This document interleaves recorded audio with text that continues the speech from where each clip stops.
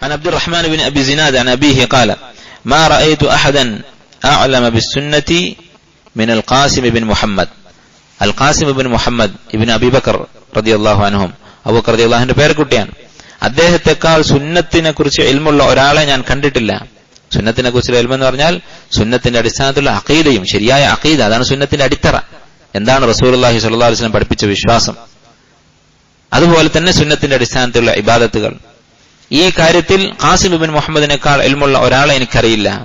അപ്പൊ Qasem bin Muhammad അദ്ദേഹം താബിഈങ്ങളിൽപ്പെട്ട ഒരു ഇമാമാണ്, മദീനയിലെ ഫുഖഹാക്കളിൽപ്പെട്ട ഒരു ഫഖീഹാണ്. അദ്ദേഹത്തെ കുറിച്ച് പറയുന്നത് കാണാം, ഏതെങ്കിലും ബിദ്അത്തുകാരുടെ പിഴച്ച വാദങ്ങൾ അദ്ദേഹം കേട്ടാൽ അദ്ദേഹം ചിരിക്കുമായിരുന്നു.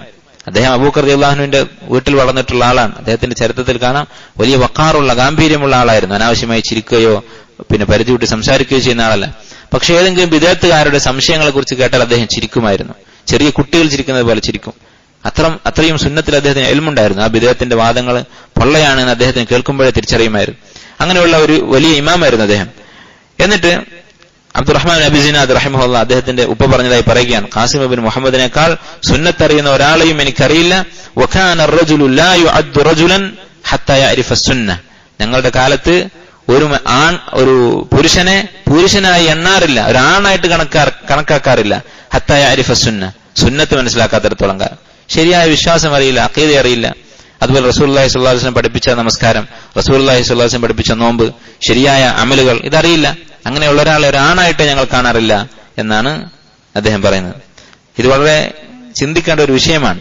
നമ്മൾക്കൊരു പക്ഷെ ഒരുപാട് കാലം അഹ്ലുസുന്നത്താണ്, സലഫികളാണ്, ശരിയായ മാർഗത്തിലുള്ളവരാണ് എന്ന് ആത്മവിശ്വാസം കൊണ്ട് അങ്ങനെ ജീവിച്ചു പോയിട്ടുണ്ടാകും. പക്ഷെ വളരെ നിസ്സാരമായ മസലകൾ, ഒരുപക്ഷെ നമസ്കാരത്തിന്റെ നിബന്ധനകളുമായി ബന്ധപ്പെട്ട ശുറൂത്തുകളുമായി ബന്ധപ്പെട്ട മസല, വുളൂവുമായി ബന്ധപ്പെട്ട മസല, അല്ലെങ്കിൽ അഹ്ലുസുന്നത്തിന്റെ അഖീദയുടെ അടിസ്ഥാനപരമായ കാര്യങ്ങൾ അറിയാത്ത അവസ്ഥയായിരിക്കും.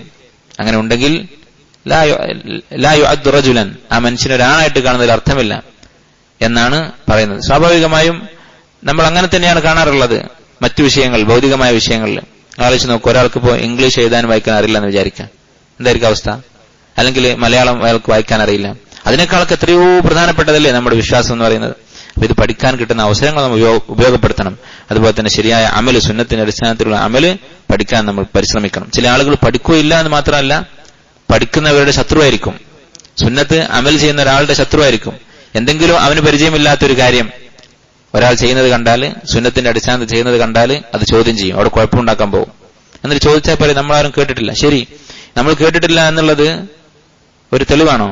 ദീൻ പഠിക്കുന്ന ഒരാളാണോ വിമർശിക്കുന്ന ആള്? എങ്കിൽ ഒരു വകുപ്പുണ്ട്. അവൻ കേൾക്കാത്ത കാര്യം എന്ന് പറയുമ്പോൾ ചിലപ്പോ ബിദഅത്താവാൻ സാധ്യതയുണ്ട്. എല്ലാ സുന്നത്തും പഠിച്ച് മനസ്സിലാക്കിയ ഒരാളാണ് പറയുന്നതെങ്കിൽ ശരി.